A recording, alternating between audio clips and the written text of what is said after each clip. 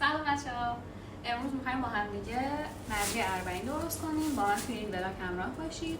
قراره که چند تا از این لقمه‌های کوچولو درست کنیم و بدیم به بچه‌های کار. با من همراه باشید تا تمام مراحل رو با هم دیگه انجام بدیم.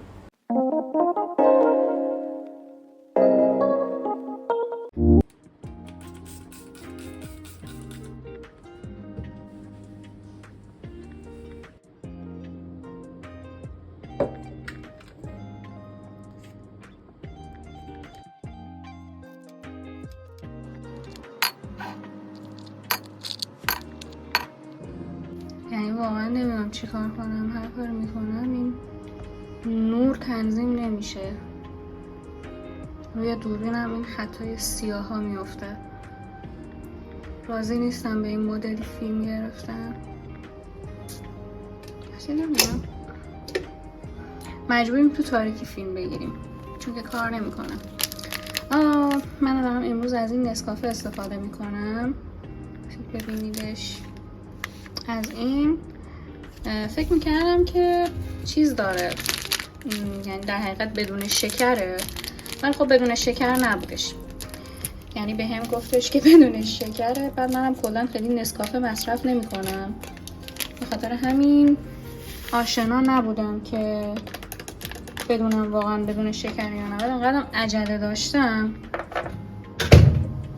خرابکاری کردم. بعد انقدرم عجله داشتم فرصت این نشد که حالا من بخوام دقیقا نگاه کنم اینا. ولی معلومه دیگه تقریبا یه عالمه شکره، یه عالمه. آره دیگه، منم آبجوش بیارم درستش کنم. خلاصه که جونم براتون بگه،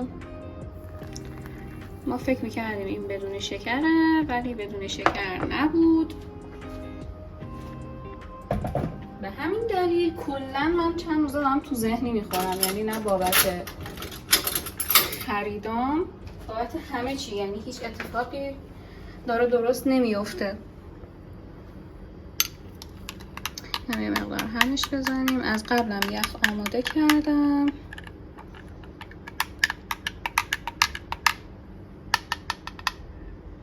خیلی شیرینه، میگم من واقعا طعمای این همه شیرین رو من نمیپسندم برای نسکافه و قهوه و اینجور چیزا. خلاصه آماده. لحظه جذاب.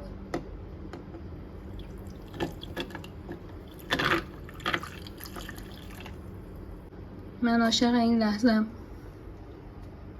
بریم ادامه یه روز.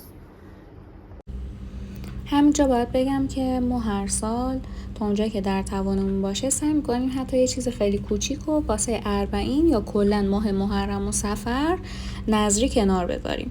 ولی خب امسال هم تصمیم گرفتیم که اصلا این کار رو انجام بدیم. با توجه به بودجه‌ای که داشتیم ما تصمیم گرفتیم که از این لقمه‌های پنیر و خرما و اینجور چیزا درستش کنیم. در نتیجه ما رفتیم خرما رو خریدیم و اینجا من دارم هسته های خرما رو میخوام جدا کنم دونه دونه که ساندویچ ها و اون لقمه ها بدون هسته باشن. آره دیگه، بریم که درستش کنیم.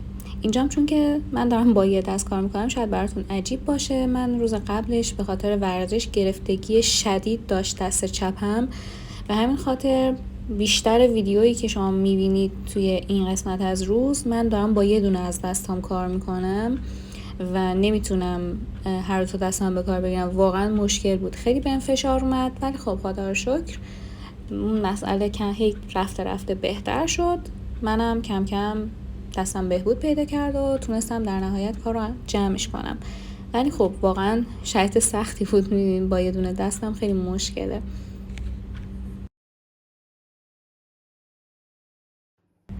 همجوری که من داشتم ساندویچ ها رو آماده میکردم و خرما رو هسته‌هاشو در می آوردم، عادلم تصمیم گرفتش که خونه رو جارو بزنه تا یکم کارا زودتر پیش بره.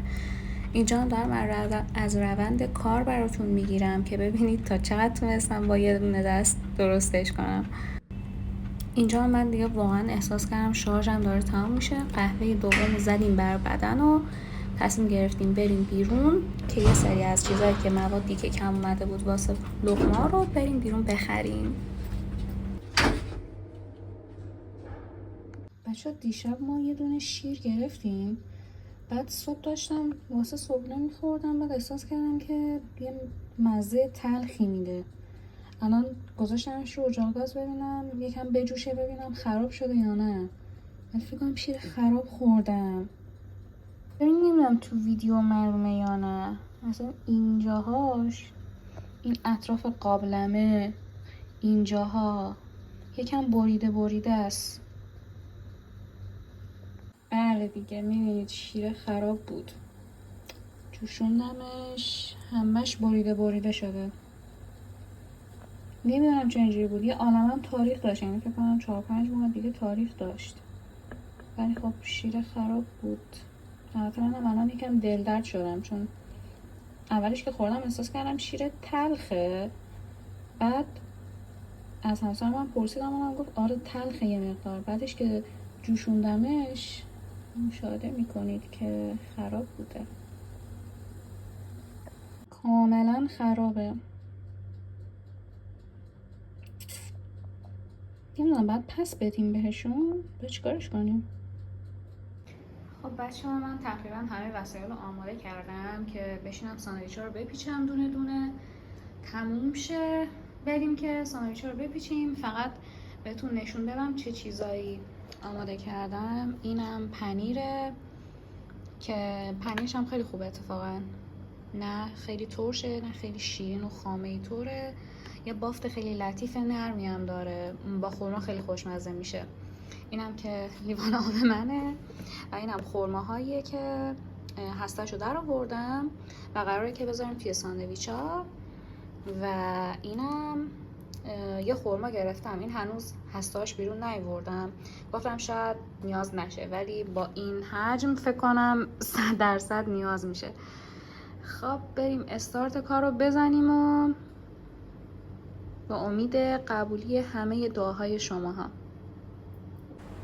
امروز یه تعدادش من قرار بپیچم تا ببینم کم یاد یا نه. یه سری کاراشو آماده کردم، مثلا پنیرشو خریدم، خرماشو خریدم، پستاشو در آوردم، نونارم خریدیم و قراره که در کنار هم دیگه خلاصه بشینیم ساندویچ ها رو درستش کنیم. تو ذهنم که اول با اون پلاستیک کوچولوتره شروع کنم که اگر که اضافه اومد، یعنی اگر که کم اومد بقیه نونا خشک نشن، یعنی مواد کم اومد بقیه نونا خشک نشن. فعلا با این یکی شروع میکنیم تا اینکه البته از این زیپ کیپا هم براش گرفتم، من برای زیپ کیپاش هم بیارم.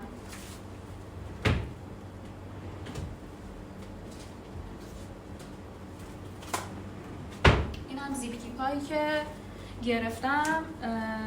سایزی که من گرفتم برای این سری سایز 18x20 18x20 رو گرفتم، این قدیه و فکر میکنم خوب باشه، گرچه بزرگم هست، یعنی تقریبا 2 برابر، یعنی اگر نصفم بود میرسید، ولی خب من خودم یکم استرسی شدم بزرگتر گرفتم، ولی خب کم نمیاد، ولی خب بزرگه دیگه. بریم درستش کنیم.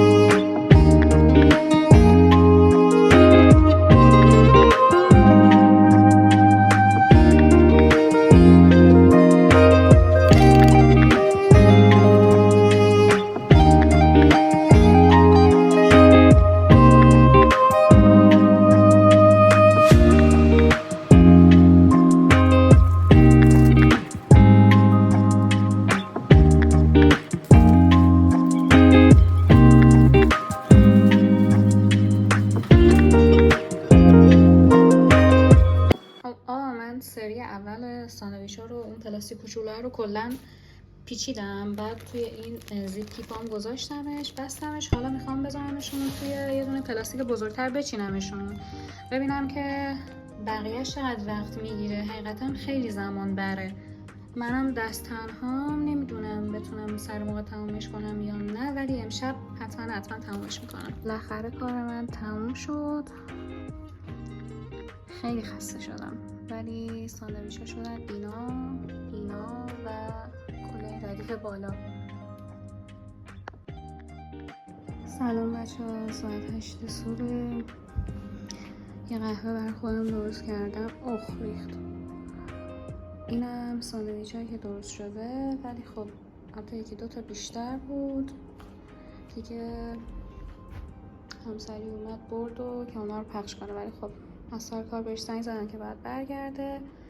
اینا رو هم امروز دیگه هر جو شده میریم پخشش میکنیم. پایه تولید محتوا. شما چه خبر؟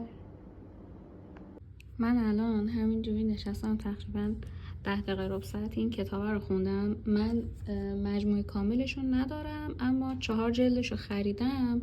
خیلی کتابای جالبی هن. همشون تاریخی طورن، بعد معتبره دیگه. خب بالاخره جز کتابای زرد و اینا هم نیستن. فعلا تا اینجاشو خوندم، تا این سر این فصله. به شدت قشنگه این بخشش، در رابطه با بالاخره کامپیوترها که اختراع شده و از ابتدا چجوری بودن و اینا داره صحبت میکنه و تصویر هم داره. اما خب تصویراش رنگی نیستن، ولی خب تصویر خوبی گذاشته. به درک و دریافتتون از اون کتاب خیلی کمک میکنه. من خودم کتاب مصور خیلی خوشم میاد، خیلی علاقه دارم بهش. بعد یه چیز دیگه هم که توی این مجموعه خیلی جالبه، اینجوری انگار که یه اطلاعات کلی اول کتابه از همه اون چیزی که قراره توضیح بده داره. اون اتفاقات مهم و اومده اینجوری دسته‌بندی کرده و با یه تصویر کوچولو هم گذاشته کنارش. هر جلدی از این مجموعه رو که بردارید این خصوصیت رو داره. من فعلا دارم انقلاب اطلاعات رو میخونم از مجموعه تاریخ جهان و واقعا عالیه. حتما بهتون پیشنهادش میکنم که بخونید. اینم پشت جلد.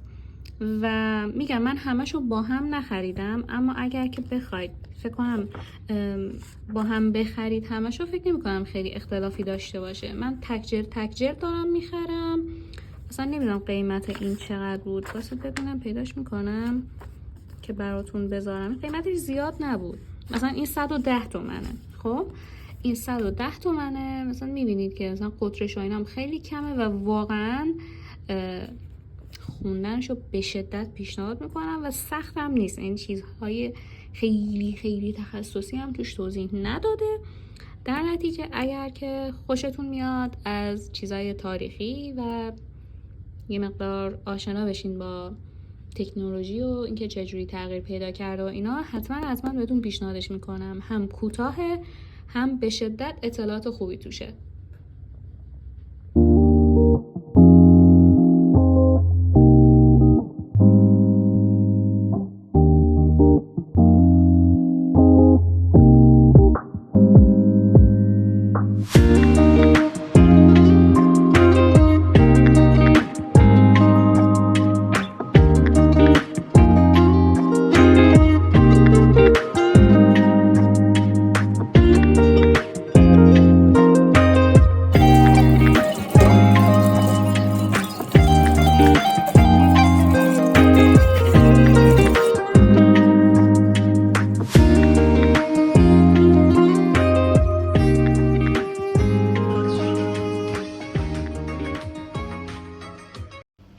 بچه‌ها من همه ساندویچ‌ها رو آماده کردم، بعد همش رو پیچیدم آماده که بریم پخشش کنیم الان. بعد یهویی عادل گفتش که بذار توی ساختمون اول پخش کنیم، بعد بقیه جاها رو ببریم پخش کنیم که هر چی زیاد اومد دیگه بریم جاهای دیگه پخشش کنیم.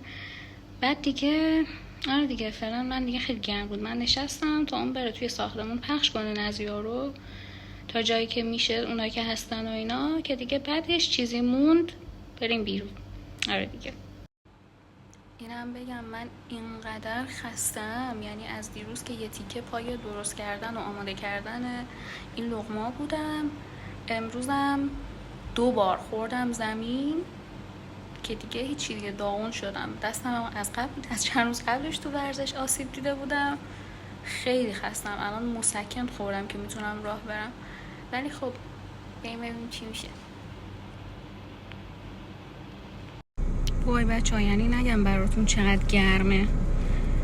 توی ساختمون ما پخش کردیم ولی تموم نشد دیگه. الان اومدیم که بریم بیرون پخش کنیم.